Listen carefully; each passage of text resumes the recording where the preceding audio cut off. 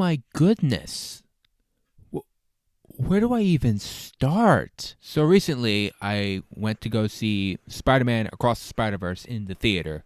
And since I've already made a video on the first Spider-Man movie, it was only natural that I'd make a review of the second movie. And I have to say, this movie blew me away. Like I said in the beginning, I don't know where to start. There's just so many good things I want to talk about. So I guess I'll just start with the one thing that really impressed me the most, and that was the animation. Now, the first movie had like this comic book animation style that made it look like it was jumping out of a comic book and onto a movie screen. With this movie, they've taken it a step further, so they don't just include comic book styled animation, which is still really good looking in this movie, but the first opening scene of the entire film has like the first scenes look like they're made as a painting. Like somebody must have taken a brush, it looks like, in the backgrounds, and it looks like they just made like strokes on the walls and on all the objects and buildings and the colors used to show the emotion of the scenes and to convey what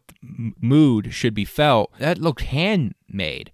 That didn't look at all animated. Now, I could be wrong. They could have just used like a iPad or something and just like painted it in with like a little brush or pen or whatever. I mean, it just looked incredible. There's also other types of animation. Like there's a character in this movie it's made of like newspaper clippings. Like he's supposed to be like, he's like this punk Spider-Man, and he's made up of newspaper clippings, and the clippings just change based on like what he's doing or how the character moves, and it was really cool to see. There's just a bunch of animation. There's even a Spider-Man that looks like he was pulled just right out of a comic book, and he looks like he was like animated just to look like he popped out of a comic book. Like he looks flat. He doesn't look 3D, sort of like Miles. He looks more just like he was cut out of a comic book and just stuck in the movie as a character. But I'm not here to anatomize a movie.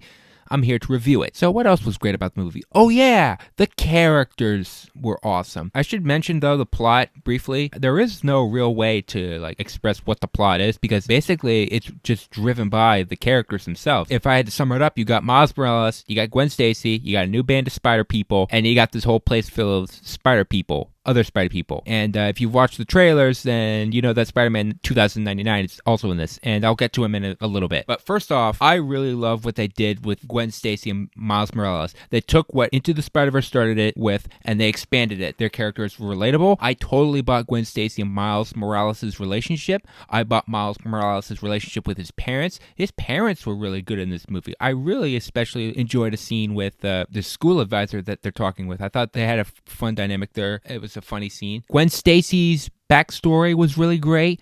They brought back Peter B. Parker. If you saw in the trailer, he was good too. He doesn't really play a big role in this one, but he was still fine. I'm glad they didn't make him like a total doofus. At least he was still likable, and you can enjoy what he was doing on screen. I liked all the new spider people that they introduced, like the Indian Spider-Man. He was very funny.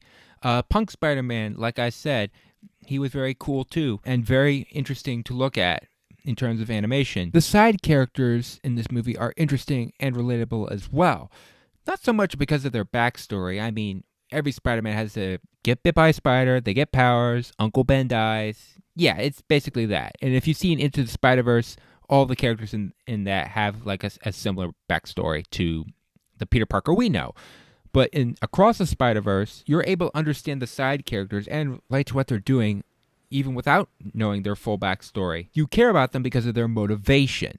Not so much because of their personal history like with Miles and Gwen, but basically just what they want to do in the movie. I'm not going to say what because I don't want to get into spoilers here, but you could still like these characters, but at the same time, you don't exactly have to root for them. All of the new spider people that they introduced into this movie is not just a love letter to Spider-Man fans like myself, but it's also just a huge celebration of Spider-Man in general. Like there's a ton of spider people in this movie. Like there's Spider-Man that look like animals, there's Spider-Man that look like they look very different from the Spider-Man we know and love. The references here and everything they just feature here is just amazing to look at. And Miguel O'Hara as Spider-Man 2099, I thought he was great. Oscar Isaac, the voice actor, did a terrific job with voicing this character, and I totally bought Spider-Man 2099 as an antagonist. I thought he was really good as an antagonist. I know he's supposed to be a hero in the comics, but him in this new role as a villain, I thought was perfect. And I really like him as a villain because in my mind, before watching this movie, there was two types of villains from what I could think of.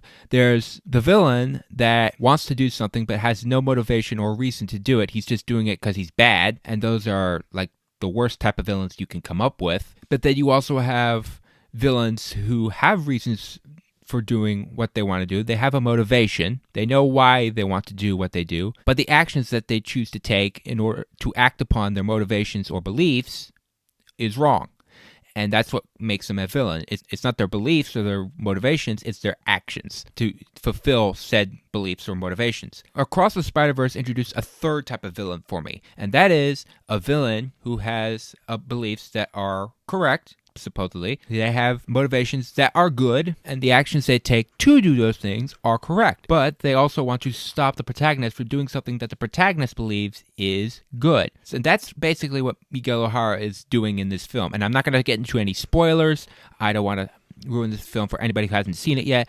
But if you have not seen this movie, go watch it. Like, a lot of it is great. Like, the new villain they introduced, he was great. You might have seen him in the trailer. He might be a laughingstock, but trust me, it gets better with this character. The soundtrack is good, very Into the Spider-Verse-esque. It fit. All the little twists and cameos that was so fun to spot out. Every moment that happens in this movie, right down to the ending, was great. I really, really enjoyed Across the Spider-Verse.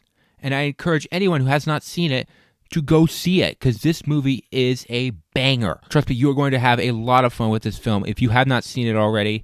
But if you have seen it already, let me know what you think of it in the comments below. But as for me, I'm going to give Spider-Man Across the Spider-Verse a solid 10 out of 10. Trust me, folks, this is the best movie you will ever see this year. If this is not the animated movie of the year, if this is not the best animated movie of the year, I don't know what to say. Like, our society is run by crazy people? Well, I guess that's true even if this is not the best animated movie of the year, but you get what I'm saying, right? Anyway, folks, I gotta stop talking. Go watch Across the Spider-Verse. You're going to love it. I will see you all in my next video. And before you go, just leave a like, please. And if you haven't already, just go ahead and hit the subscribe button. Maybe turn on notifications as well. Before I end today's video, I just want to say a huge thank you to all of you for supporting the channel throughout the years. We had just hit 25 subscribers, and I know that's a small milestone, but I really, really appreciate it. And whether you're subscribed to the channel, whether you've liked any of my videos, or just here to watch what I make, a huge thank you to all of you. I appreciate all of your support, and I will see you all in my next video. I'll put up a poll later on my channel so that I can see what you guys want to see more of, and I can make more of that. So, with that being said, folks, have a good day, and stay tuned, everyone.